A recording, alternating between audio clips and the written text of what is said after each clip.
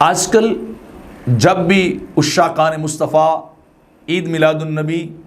کا جلوس نکالتے ہیں یا محافل کو مناتے ہیں تو کچھ لوگ بڑی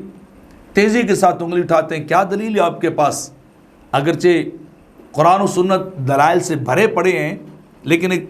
عمومی انداز میں یہ بات کر رہا ہوں کہ کبھی آپ نے یہ سوچا دلیل مانگنے سے قبل کہ آپ کے ہاں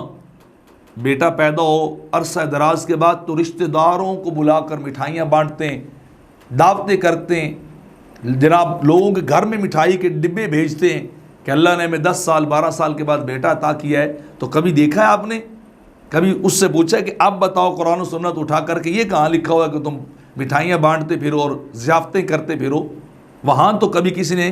قرآن و سنت کی دلیل کو جو ہے کبھی نہیں مانگا ہے۔ اور اسی طرح اگر بیٹی کی شادی اور نکاح ہی کرنا ہو تو کتنی لوگ تیاری کرتے ہیں، دعوت کارڈ چھپوا رہے ہیں، جناب گھر گھر جا کے دعوت دے رہے ہیں، انتظامات کر رہے ہیں، وہ شادی ہال بک کروا رہے ہیں، سامان خریدا جا رہا ہے۔ تو کبھی تو سوچنا چاہیے کہ کیا یہ کام بھی قرآن و سنت کے اندر لکھا ہے کہ اس طرح نکاح کرنا چاہیے؟ وہاں تو کہتے نہیں، ہمارا سوسائٹی کا یہ رواج ہے، ہمارے یہ کسٹم ہے، ہماری ٹریڈیشن ہے، ہماری روایات ہیں۔ وہاں تو کبھی نہیں کسی نے نہیں مانگا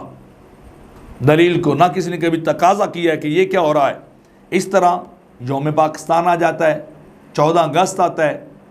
23 مارچ آتا ہے، اس کے بعد بابا قوم قائد اعظم کا یوم ولادت آتا ہے، پورے ملک کو چھٹی ہوتی۔ ان کی سیرت پہ، ان کے کردار پہ بڑے بڑے لوگوں کو بلا کر جلسے منعقد کیے جاتے ہیں، روشنی ڈالی جاتی ہے کہ وہ کتنے عظیم انسان تھے جنہوں نے اپنی صحت کو بھی چھوڑا، اپنے گھر کو بھی چھوڑا، حتیٰ کہ گھر برباد بھی ان کا ہوا، صحت برباد ہوئی، لیکن وہ اپنے مشن سے نہیں ہٹے، وہ بڑے عظیم آدمی تھے، انہوں نے ہمیں آزادی دلائی۔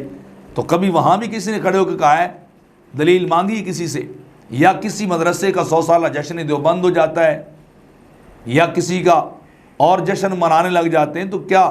یہ بھی پوچھنا چاہیے کہ جب آپ سالانہ جلسہ کرتے ہیں اپنے مدرسے کا،